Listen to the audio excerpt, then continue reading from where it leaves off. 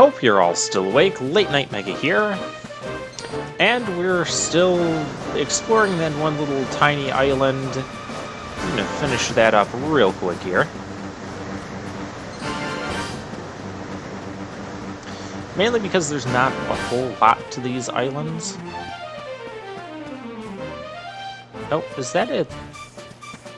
Was that a thing in the tree I just saw? I thought I saw like a red circle in the tree. That could be, because I don't think I find the target on this island.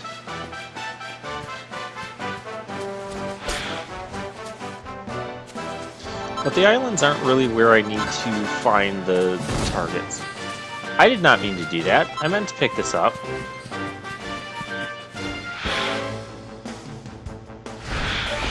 Oh, hey, we got new enemies. I like starting off videos with new enemies.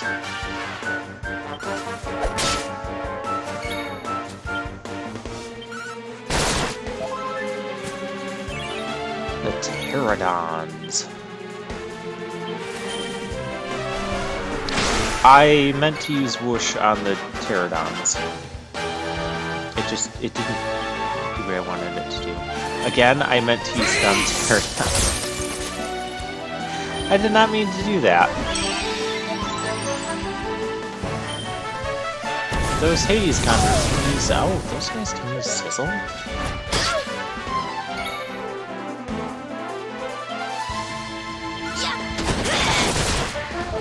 I'll take care of that one.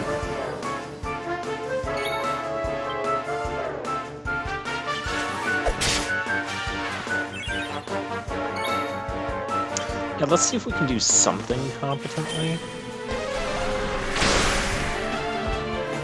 Hey, we did it. We just have that guy to deal with. Where's... Oh, we're gonna try Whack, because he did... Yeah, that didn't work.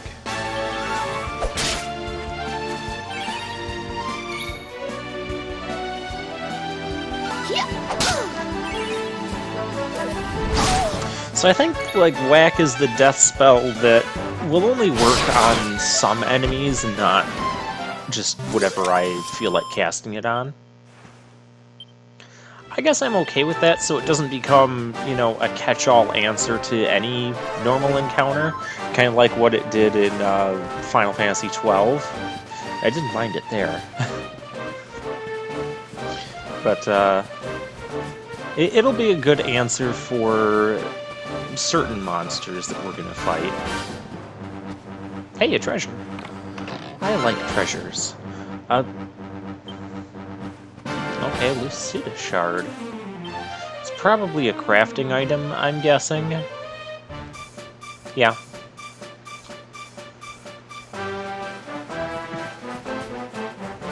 That didn't say Lucida did it. I couldn't read it very well on my, the editor that I'm watching this from. That's what I'm gonna blame it on. Alright, bunch of monsters. I don't feel like fighting any more monsters if I don't have to. I want to get over there. How do we even get over there? I don't know, that's weird.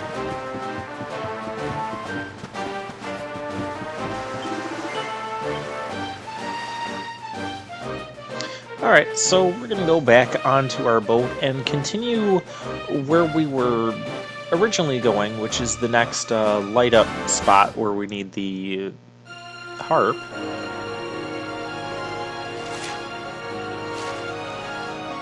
Of course, this thing has me all turned around. Yeah, there's the light spot over here. Nothing, nothing, nothing. And so we'll play Lorelai's harp. And I'm thinking it's going to take us to like an underwater region. No, it's going to teleport us into here. So that's interesting. I'm glad that there's not like a whole bunch of underwater spots or regions. There really wasn't, other than the one town that we could stop at. So, yeah, I know there's some games that, you know, you'll get like really late into the game and then you'll be like, you'll have the ability to dive underwater and then it just becomes like a whole huge world underwater. But then in reality, there's not a ton of stuff to do underwater, but yet you have to go around and explore it anyways because you don't want to miss the stuff that is there. Not the biggest fan of that. Although there was one game I played a lot as a kid that heavily had that feature, at least in like the first half of the game. That was Final Fantasy Legend 3. We're gonna have to play that sometime on here. It's on my list. Yeah, you'd get the ability to dive underwater, and then you would also travel to like you'd have the present time period, then there was the past time period and the future time period, and then there was the whole underwater world in all three areas. Yeah. There was a lot to that. Now that's the damage output I would kind of expect from Crackle. Yeah, everyone's just going Super Saiyan today. How do you miss? Not bad at all. Things are looking up. Well, Jade is going to get some skill points. Actually, I just realized I think that gives Jade enough to get the next thing that I want to get her, which is the Hawkeye. Yeah, the Hawkeye Claw. So basically, it's an attack that's not going to miss. And then, yeah, there's... Oh, attack power. Yeah, we gotta get that too. There's so much we have to get with Jade. I'm really thinking the Seeds of Skill are going to end up getting split between Jace and Jade. And I really should split them sooner rather than later. Yeah, I'll do a more deeper analysis off camera with their skills, and that it's still going to take a few episodes. But maybe before the next boss, because I haven't recorded that part yet.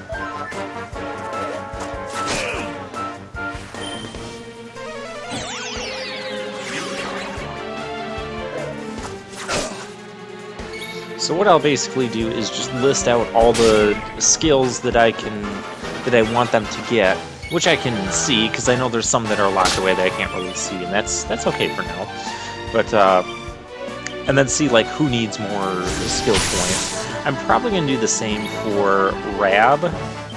I don't think I'm gonna have to do the same for Serena because there's not a ton of stuff to get on her skill board.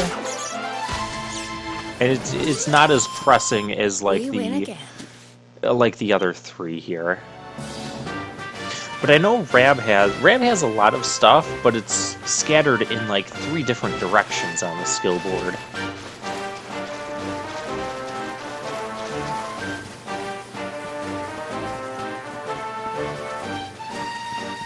Okay, so we don't need to fight any more of these guys. What we need to do is progress. I see the thing out there. There's the thing out there. You can't get it from here, but you have to go over to this side. There's the target. We're actually going to find like 2 or 3 of the targets around here. Just by naturally wandering around. And I'm I'm like wondering why all those marks are there. Those enemies are like really blended in to the grass. Okay, so we're gonna head to... Well, we heard that this was the mini nettle place. So we're gonna head there.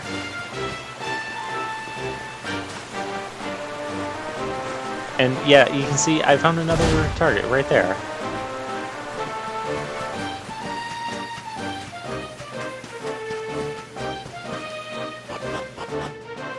So that was 2 of them pretty close together.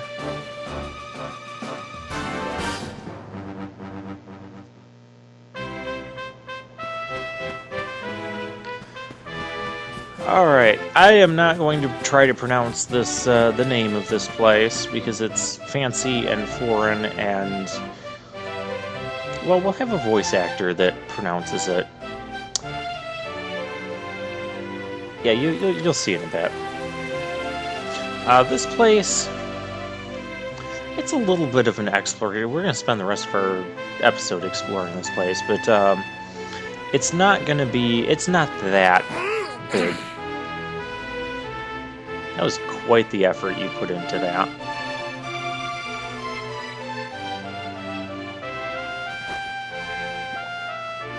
Why are there a bunch of monsters here?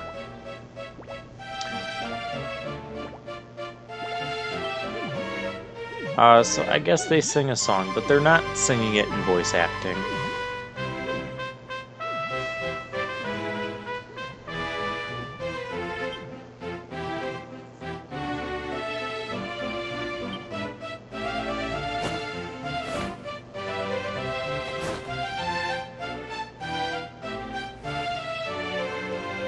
Allez, hop!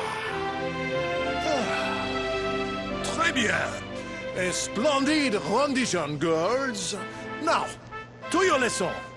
May you have a maximally fruitful day on your journey to become miniature ladies par excellence. Okay. All together now. Merci, Monsieur Médaille. Merci, Monsieur Médaille. Merci, mesdamoiselles.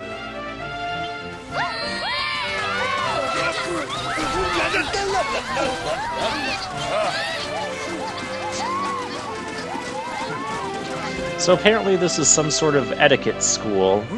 What have we here? It is not so often that we receive les visiteurs. It is a minimally common occurrence, in fact. This big of a school? Incroyable! I do not believe it. Young man, it must have been fate that brought you here. Destiny! La Providence. I'm exploring the world. Sense a great power within you. A power of maximal significance. There is With you and all much this to Maximus discuss, stuff. but not out here, Come to my office, and I will reveal all you need to know. It is nearby, a minimal distance. You will see.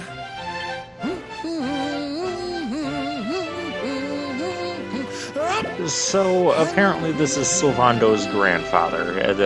That's what I'm getting out of this. So yeah, we'll go visit him sometime. Well, first we'll explore around. There is a well here to explore, so let's just hop right in. If you guys ever come across a well in real life, don't just, jump into it and expect to find treasure. What is this? Mini metal loving monarch. So this is a mini metal. So what this is it's an etiquette school for girls, where they also collect mini metals. I just go figure.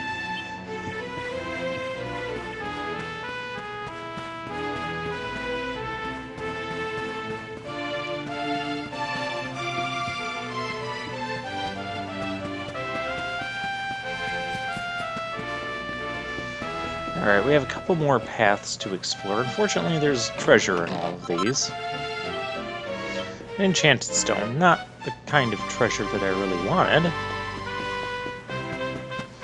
But it's the kind of treasure we're getting.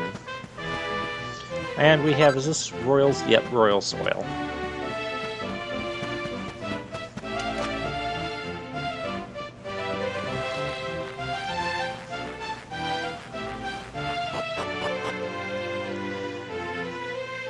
Alright, now we just have to finish up exploring. I'm not going to do the random topic. I don't...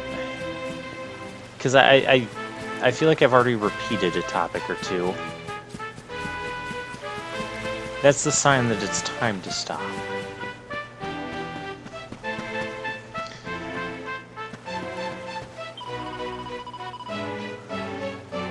Although I haven't really discussed a lot of the other Dragon Quest games, like, too much in depth. I don't want to spoil too much of them, is the thing. I know I keep making comparisons to Dragon Quest 3 in this game, especially with the class system.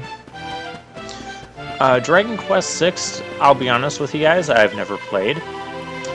I heard it came out for the Nintendo DS, like, years after the other Dragon Quest games on the DS. I feel like it was near the end of the DS's life cycle, original DS, by the way. And I heard that it had the same job class system as Dragon Quest IX. And so that's why I didn't want to pick it up, because I didn't care that much for that job class system. I guess looking back, or going on my memory, because I've only played through Dragon Quest IX once, the job class system in 9 wasn't bad for the main story. Ooh, 3 mini-medals for this quest. Yeah, we're going to have to forge a whip. And conveniently, she's going to give us the recipe to do that. So next time we go find a campsite, we'll take care of that.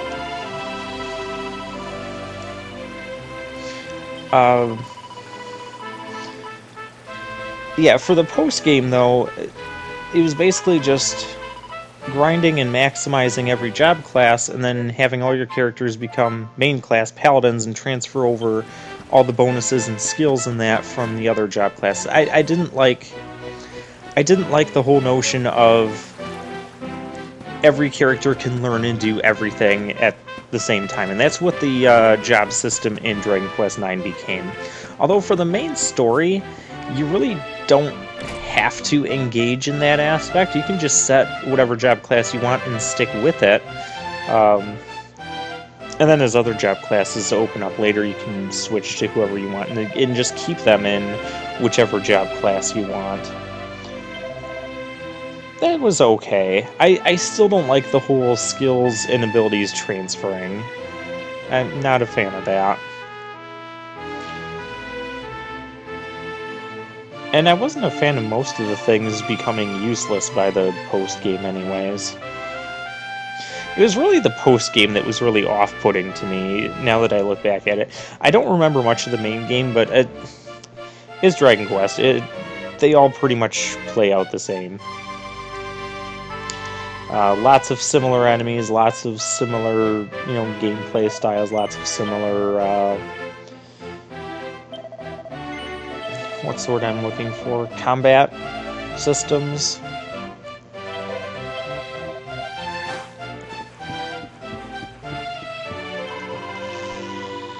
And I'm going to buy one of those accessories, just because I don't know if it... But I'm not going to equip it right away, because I don't know which slot the game is automatically going to try to equip it to, and I don't want it screwing up my other stats.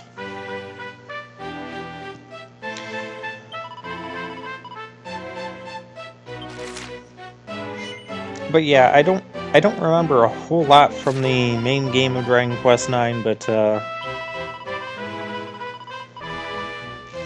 yeah, the post game was just basically a huge grind fest to fight the same, 5 or 6 different bosses in these random, semi-random dungeons. The thing is, these 5 or 6 bosses, like, you could fight them at, like, the bosses had, like, levels. And so sometimes you'd get the lower level bosses, depending on which, semi-random, you'd get these keys. And these keys would unlock, dungeons. Or, I should say, they would have these dungeons spawn, so you'd have to find them on the world map. And based on which, key you have, there's like certain letters or number combinations at the end of the keys, or descriptions of the keys or whatever, will determine like what sort of, I'm just gonna say what sort of tile set the dungeon has, maybe how many floors it has, because I remember some of them being a lot longer, and the boss that's there.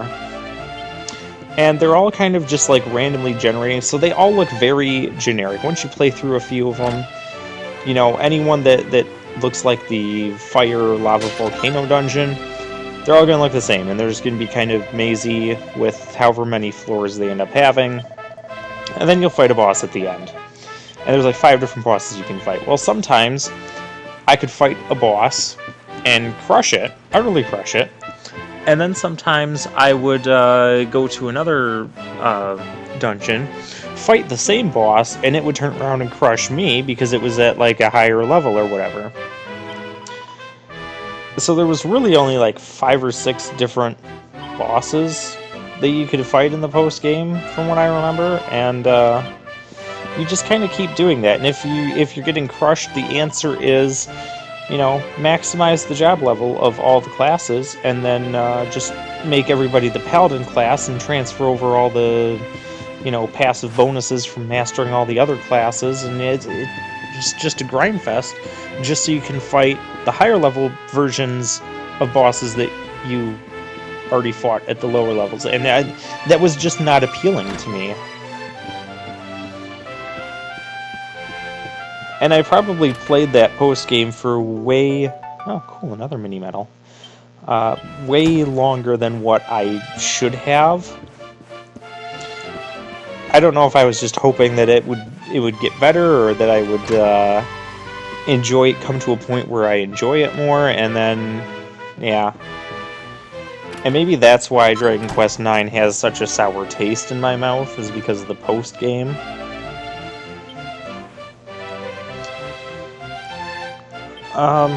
So yeah, I never even picked up Dragon Quest VI. Might have to do that, I don't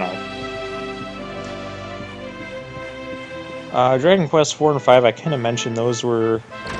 well, those were 2 of my favorites. Right now, this game is tying with Dragon Quest V for being my favorite. I think I'm only going to break the tie by replaying Dragon Quest V. Only way to go about that.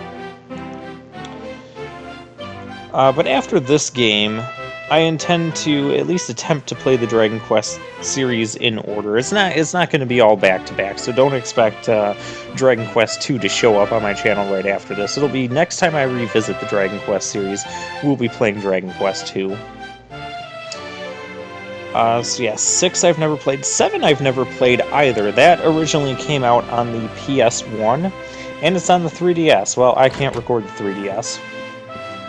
Dragon Quest VIII was on the PS2 and the 3DS. I did pick it up for the 3DS because I don't have a PS2. I have a PS1 and a PS4. Yeah, that's a huge gap in technology there, but there's a lot of games I'm finding on the PS1 that either haven't really been re-released or ported anywhere, and they're games that I want to play and record on this channel. So yeah, I've got my original PlayStation 1 sitting out. In fact, I have this TV stand. It's perfect because it has well, technically 6 compartments, but I use the bottom ones to hold like controllers and my headset and that. But I've got 4 consoles sitting out, and it's all the ones that I do recording on: the PS1, PS4, Xbox 360, and GameCube, and that is my setup. So it's really cool that I get to have all those consoles set out, and then my TV is on top of the thing.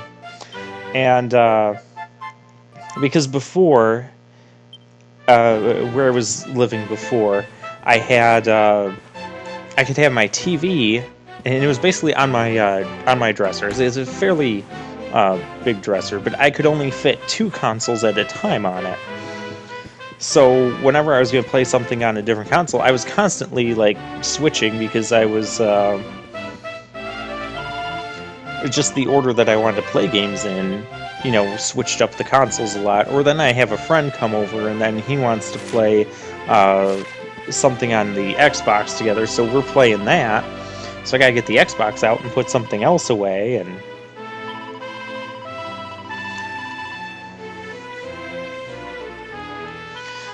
yeah, so I I actually haven't played Dragon Quest VII, but I did pick it up for the PS1. So I'll be recording the PS1 version, and I've seen reviews, I've read reviews.